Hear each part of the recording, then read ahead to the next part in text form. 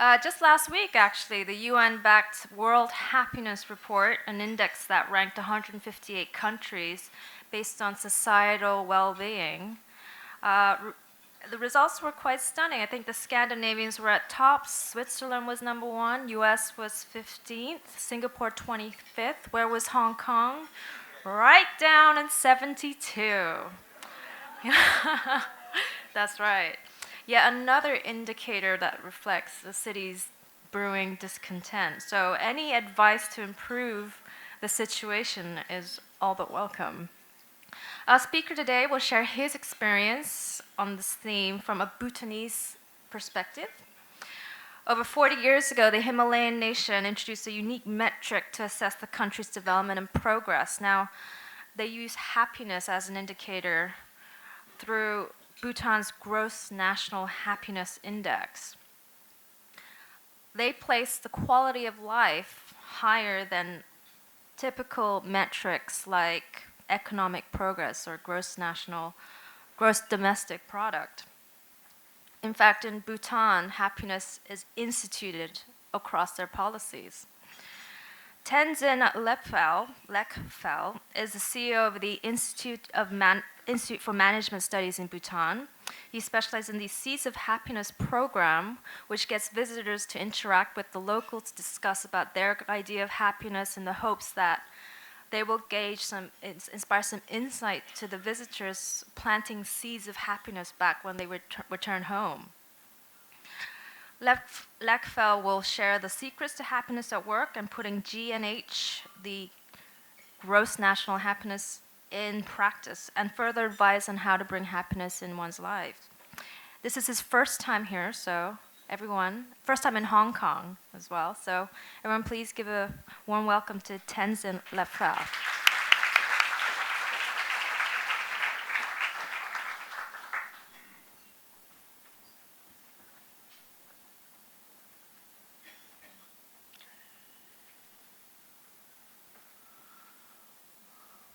Okay, good afternoon. If you think I'm an expert in happiness, I'll be very unhappy. And by now, I guess all of you know that very recently we had an earthquake in the Himalayas. And it has been badly hit in Nepal, but Bhutan has been affected, but not really bad. So I'm not sure if Bhutan at this moment is a place of happiness. So my name is Tenzin Lekphell, and I come from Bhutan. Has anyone of you here been to Bhutan before? Oh, 1, 2, 3, 4, wow, 5, 6. That's good to see. Otherwise, I usually see no hands.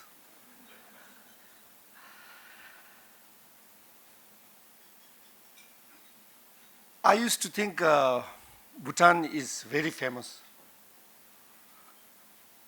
But when I came to Shanghai a few days back, before Hong Kong, I was in Shanghai. And I was taken to the immigration. I gave my passport. The immigration officer looked at my passport, turned my passport left, right, took out her, some microscope or something like that, really scanned my passport. It gave me some fear, I got nervous. And later when I really asked him what's wrong, I was told that this is the first passport she was seeing. So Bhutan, in other words, only after I came here, I found out that Bhutan is actually also famous, but only as a wedding place of Tony Leon and Karina. Therefore, today my talk, I'll have a short introduction of Bhutan, and then I'll talk a little bit about happiness and how it affects to me as a Bhutanese citizen. I'll give you some few examples of how GNH is practiced. And then I'll talk a little bit about Seeds of Happiness, which is a program that tries to connect the big philosophy of cross-national happiness at our level, at my level, at your level. So Bhutan is a small country. It's located between China and India, China in the north and India in the south. And we have a population of about, but before that, what's the population of Hong Kong? 7.5. Okay, 7.5 million. Let me also talk in millions. We have 0.7 million.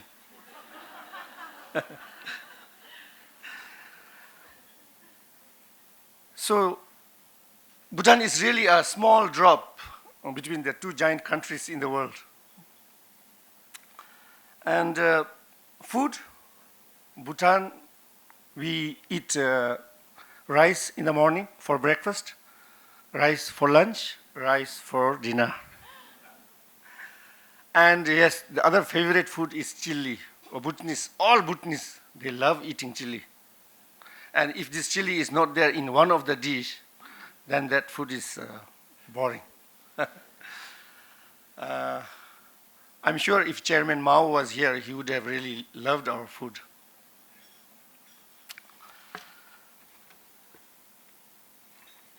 Now, happiness is a place, as you see on the slide.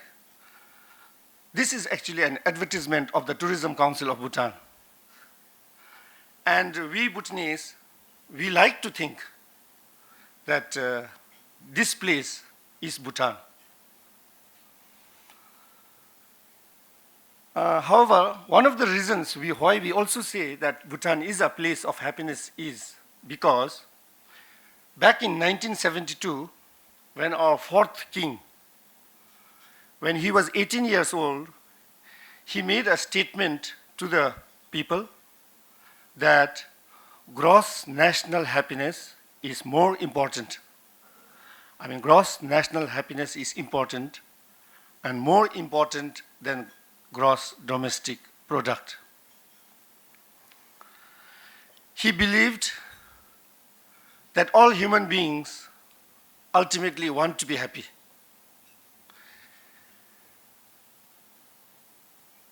He strongly felt that the progress of a country, as a king, as a leader, he strongly felt that the progress of a country, progress of Bhutan and its people cannot be solely based on economic growth, GDP. He constantly reminded his government that there are other aspects that must be measured to see the progress of the country. Since then, a lot of research has taken place. After he made this statement, it provoked a lot of people. People in the international community started to research. Our local researchers, they started to research based on this statement. And today, after the research, we have 4 pillars identified as pillars of gross national happiness, which is number 1, preservation and promotion of culture, conservation of environment, good governance, sustainable and equitable socio-economic development. These are the 4 pillars of GNH. These 4 pillars of gross national happiness is further supported by 9 domains, like well-being, community vitality, ecology, time use, health, cultural diversity. And these 9 domains are further supported and elaborated into 72 indicators. I could not have all the indicators in this slide, so I just put it. So these 9 domains, 4 pillars, 72 indicators are all designed so that the country, so that it helps for Bhutan to measure GNH as its development goal rather than GDP.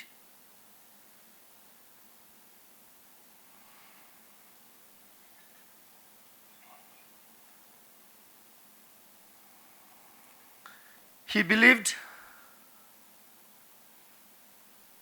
that spiritual well-being, as I said, preservation of tradition and culture as some of the factors of GNH, and that these factors must be taken account to measure the progress of the country. And these, he believed, cannot be ignored. He believed that it cannot be sidelined for the sake of economic growth.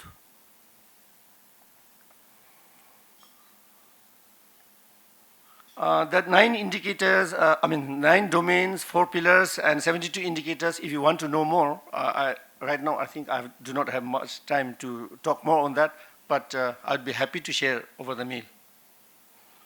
Now let me give you some examples of, we have talked about GNH as a concept, some examples that Bhutan takes, because Bhutan really takes serious. Our policies and programs are based and guided by GNH as our development goal. And one example I would like to tell you is, Bhutan is still not a member of the World Trade Organization, WTO. We know that if we become a member of WTO, our pace of development will be much more faster, much more rapid than the current pace of development. However, we have chosen not to be a member of WTO because by being a member, we would be compromising our GNH values and principles. And therefore, we have sacrificed and we have opted not to be a member of WTO. Let me also give you another example. GNH is also practiced in our school system. GNH is infused in our education curriculum. All schools, all subjects, whether it's geography, physics, history, whatever, they must incorporate in these subjects the basic GNH values and principles. Our teachers, when they go and teach, they have to make a daily lesson plan, yeah? I'm sure you do also. But our teachers have they have to make an extra effort to again put GNH values and principles in the subject they teach and in their daily lesson plan. This is an extra effort that teachers have to make. And schools, and in schools, students and teachers, before they start a school, they have to undergo 15 minutes prayer and 5 minutes meditation. I have also heard that schools in some places, in some countries, nowadays, students have the pressure to get 100 out of 100 in subjects. Parents put a lot of effort and pressure on the students. And if they don't get 100, but maybe 97, then the parent as well as the student are not happy.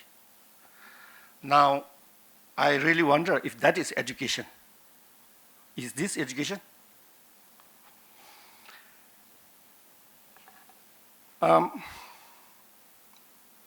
This GOH, recently it has started to take roots in the organizations and corporate offices where the happiness of employees in Bhutan are measured through a tool called gross organizational happiness. That's a recent thing that's happening in Bhutan. Okay, let me also give you an example of example that is closer to Hong Kong. We have an enterprise called Anna by Karma, a social enterprise, And this enterprise is about weaving, handloom weaving with hands by the Bhutanese women. And then these scarves that are woven by Bhutanese women are sold here in the international markets, places like Singapore, Hong Kong, Shanghai.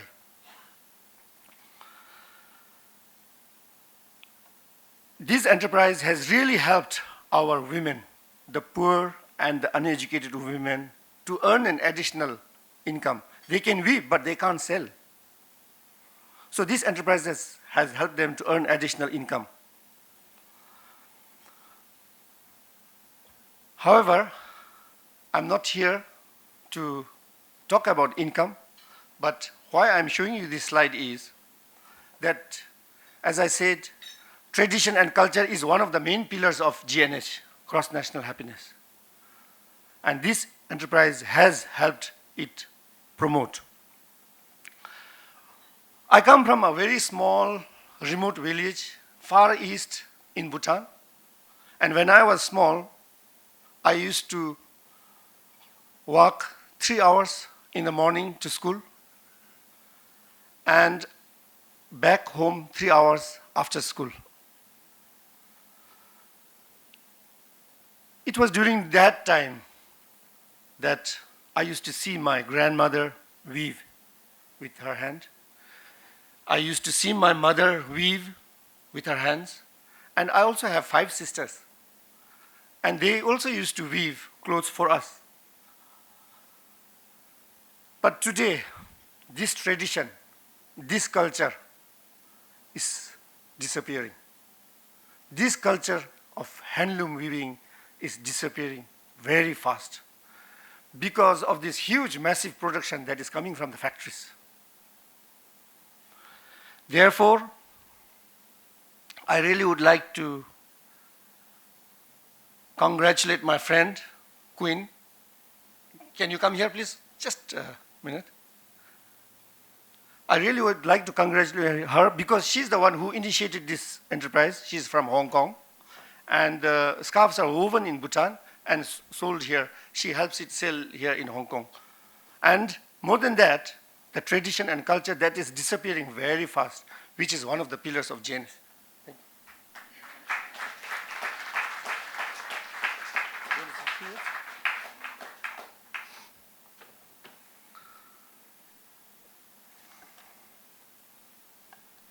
Now, my last point, I've given you some examples of how cross-national happiness is being applied at an organizational level, at a school level, and at a national level. But how does this GNH really connect ourselves at an individual level, at my level, at your level? For this, the Institute for Management Studies, where I work, we have a program called the Seeds of Happiness. This program is a special program. It helps you to touch, to feel, and to really taste Bhutan and its happiness. This program takes you away from your rushed hours of time, where you are try to catch a train and try to catch a taxi. I really see people rushing here in Hong Kong. And time-bound work, so you are stressed that you are not able to finish your work, the pain that you are going through, that things are not working. It takes you away from this maddening crowd of the subway, highways, trains, to a place of mystery in the foothills of Himalayas,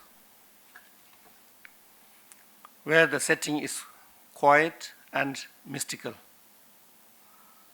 where roosters actually wake you up early in the morning rather than your alarm clock. This program will help you to awaken yourself and contemplate, reflect, and rediscover yourself to gain new insights of life and live a balanced life. I'll give you some, if I give you some examples. This program really takes you to the homes of our poor farmers, villagers, where you can sit and join them for a cup of tea. By the way, we drink not this tea, salted butter tea, salt in the tea, and some crispy rice. You can join with them and hear firsthand their stories, their life, and how they live their life and how they are happy from the villagers and farmers. And of course, this program gives you opportunity to meet with our professionals, engineers, doctors, journalists, IT professionals, government officials, CEOs. We put you together to share and discuss over a dinner and share how they manage their work-life balance, and how they manage their employees, or even how they manage their bosses. And I know through this program, by putting our guests and Bhutanese together, they have developed lifelong friends, and they still continue to share this friendship. I can go on talking about the highlights, but nothing is better than experiencing it yourself. For me, sometimes happiness is like wearing a go. This is a go, by the way. Sometimes I feel happiness is like wearing a go. You can speculate how long it is. You can speculate how hard or difficult or how easy it is to wear. You can speculate how comfortable or how not comfortable it is. So you can go on researching, thinking, pondering on it.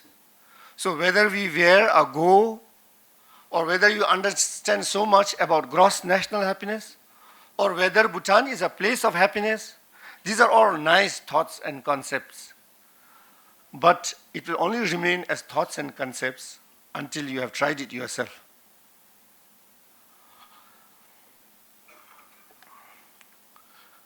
Therefore, only if you have tried it yourself, you will say happiness is a place. Now, whether that happiness is Bhutan, or here, or here, or anywhere, I can only say happiness is for you to experience yourself. Thank you.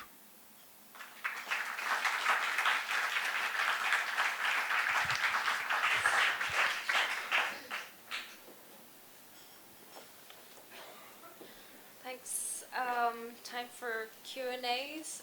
There's a microphone, so if anybody has questions, please raise your hand. And if you're with a media outlet, please identify yourself and the organization you're representing. Any questions? Oh, a gentleman at the back.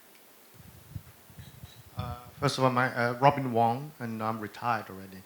A very interesting talk, but I think that my question is that I'm sure if I'm in Bhutan and in that environment, I'll be very happy because everything is so nice and beautiful and no conflicts, right? But what I'm wondering, most of the time when I'm on holiday, I'm really happy, but only when I come back to Hong Kong, then I become depressed again. So what can the Bhutan or some of experience to give me insights about, how can you sort of might be learn, from the experience in Bhutan that could make it sustainable. So, well, besides being in Bhutan to experience happiness, how could they also apply when they're back home? Is that what you mean? Yeah. So, I think, as I said, it would be first good to go and experience yourself, travel. And Seeds of Happiness, as I said, it really it's a program, a 6 to 8 days program that really helps you, allows you to taste Bhutan, as I said. And this is a program where, you meet with people, it allows you to meet with people, professionals, as well as the farmers, the simple villagers. I think there's a lot to learn from them as well. So, and then how they manage their life. And perhaps this program, when you come back to Hong Kong, and during their 60s, it will help you to really think, contemplate, and then maybe reflect yourself of the life. You might probably get some new insights, how people in Bhutan live, how they manage their work-life balance, and then perhaps get some seeds, to after you come back, and then you make it grow bigger. Thank you. Another question there. If there's somebody, we can have somebody demonstrate a robe, wearing a robe, if people are interested. Okay, I'll mention it after. My name is Subi, and I'm in the shipping industry. My question is, how do people who live below the poverty line in Bhutan, and I guess from the internet about 11 or 12% do, benefit from the principles and values of gross national happiness?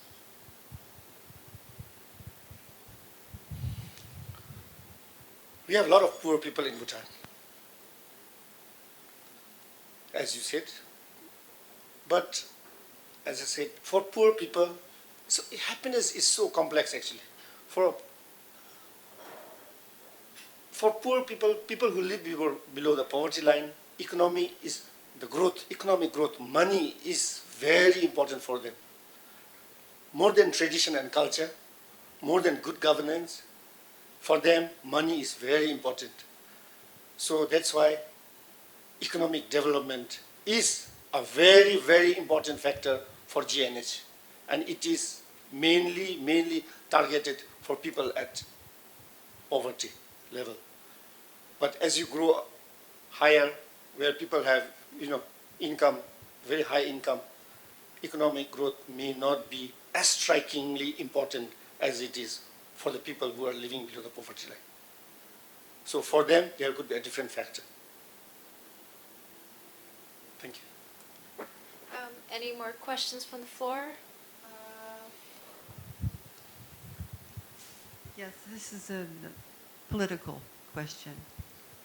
What do the people in Bhutan think of the fact that, at least I've been told, China built an airline, an airport, and landing area within Bhutan without telling the Bhutanese?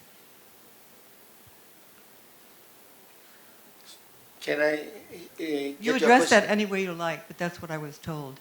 That there is a landing strip in Bhutan in the north that the Chinese built, saying that it was out of a friendship gesture. Seems pretty serious to me. I have to be very honest. I really do not know if this has happened. But I don't either. But I really would like to go back and study myself on this. Okay. I think it's very important. I was Thank you. told. Thank you. I really do not. I was Let me told be- by a Bhutanese. Let me be very honest. I'm a Buddhist myself. I do not know about this airstrip from this thing. And thank you. I will surely find out for myself. And you'll surely let me know. And let you know, yes. Any more questions from the floor? I've got a gentleman at the back up there. My name is Piotr Zembrowski. I work for the Asset magazine. So I understand that with the concept of happiness, the predominant force that rules the rest of the world, which is money and finance, is not really as important in Bhutan. So what role does financial industry and banking play in this concept of gross national happiness? I'm afraid if I have misinformed you, please excuse me. Finance and investment is very important for Bhutan. We are, we advocate GNH, we advocate happiness, we have our development goal as happiness, but we also have our own issues, challenges. We also want to develop like Hong Kong. We also want to have additional income. We also want to have extra money. But that is just one. With money, we want to take along. We want to preserve our tradition and culture. That is also important for us. So investment and banking are very, very important for Bhutan, but at the same time, not at the cost of tradition and culture. We have to bring along. We have to protect tradition. I think that's what I was trying to say. Any more? Oh, at the front. Hi, my name is Zachary Brown. I work in investments here. I had a question on, I guess maybe the formula that you use to calculate happiness for Bhutan, and maybe how that differs, or is it the same as the formula that either other countries or that the UN uses to calculate happiness? So whether it's the things that they measure or the importance to each thing, sort of how is it different? How is Bhutan's definition of happiness different than maybe other measurements from other groups? I think this is really technical. This happiness report that comes from different research, there's a planet happiness report, a human development index. They all use different parameters. And for Bhutan, it's really the factors that affect Bhutanese happiness is different from the happiness that affects people in Denmark, people in Libya, or people in Hong Kong. For us, tradition, as I said, I have to say again and again, tradition and culture is very important. Without this, we are nowhere. We have China in the north and India in the south. And as I said, we are just a small drop. And that is very important. And this may not be as important to other countries. So therefore, this formula of calculating and measuring happiness, it will differ from, I think, from different views. We have quite a few questions. Gentleman over there.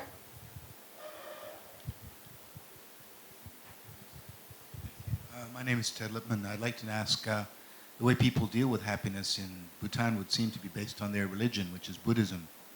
Most people are not Buddhists, so does Buddhism itself have a very specific place in terms of how people deal with many of the issues that you discussed? And as a second question, Bhutan is one of the few countries in the world that doesn't have diplomatic relations with China, although they're on your border. And China is the engine of growth in this region. Maybe you'd like to comment on that as well. Thank you. The first question, 70 to 80% of our people in Bhutan are Buddhists, and Buddhism is strong in our country, and it plays a very big role in promoting GNH, the Buddhist values, the right thought, right speech, things like that. And I think, while that is Buddhism, I think it also applies with the other religions. The right thought, the right speech, the values, love and care for the elders and old age parents, interdependence, community vitality. It's not just based on Buddha and Buddhism. I think everybody wants to have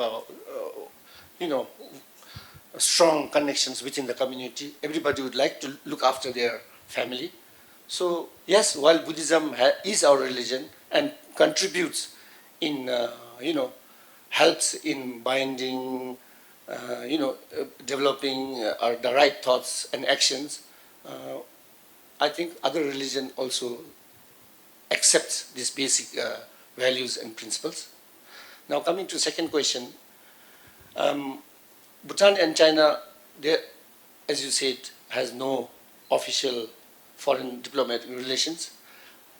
But let me tell you, Bhutan has just begun to open up. It is slowly and steadily trying to build relations with other countries. And I have high hope that very soon Bhutan will soon develop have its relationship furthered and strengthened as time moves by with China. Okay, lady at the back. Kate Mead, retired educationalist. I'd like to ask, what is the reaction of the Bhutanese people with the tourists that come into the country with all their affluence? Is there any resentment? Is there any awkwardness? Actually, we want people from outside to come to Bhutan. We may not be, in terms of economy, we may be very low, but we want to show to the world that we also live a life. And perhaps tourists, visitors can also learn from Bhutan. So we want, similarly, Bhutan eventually has to globalize itself, has to connect itself to the outside world, and we would like to interact with people from outside. We love people coming to Bhutan. So if you are interested, I think you should come. You are welcome. Very warm welcome indeed. Gentleman at the back there. Thanks. Hi, David Pilling, Financial Times. And you've mentioned a number of times tradition and how important that is. My question is, are all traditions good? Should all traditions be preserved? I offer you female circumcision as one possible example. One example. What is female circumcision? Female genital mutilation, it's sometimes called. I'm just saying, I mean, forget that. My question is, are all traditions good? All traditions? Are all traditions good? Are some traditions good? Are some traditions bad? Should some traditions be jettisoned? Okay. I think there are a lot of, I can't think of all the traditions right now with all of you watching me, but what I can immediately think of me is my dress, my go is a tradition, old tradition, very old tradition. And I like to wear, and I'm proud to wear in front of everybody, because this is how I can stand in this world. Bhutan, as I said, again, a very small, 0.7 million people. How do I stand out? China in the north and India in the south. This is our, how do you say, our identity. This tradition has kept Bhutan independent. This tradition and culture has kept Bhutan vibrant. Otherwise, who are we within these two big countries? So yes, old age traditions are very important to us. And sorry, I cannot give all the examples of tradition right now. Any more questions? Oh, last question, lady over there. My name is Sally Mack. I would like to know what kind of storybooks that the children read at school. Would you give an example? Do they read foreign storybooks? What did I study when I was in class 3 and 4? But I think there are many story writers in Bhutan who sort of have, and all stories, most stories, they have a message, a value based on it. And I think it's good that you reminded me. So most of the stories in the country are based on some values and principles. And I think it helps our children. Thank you very much, everyone. Everybody, thanks.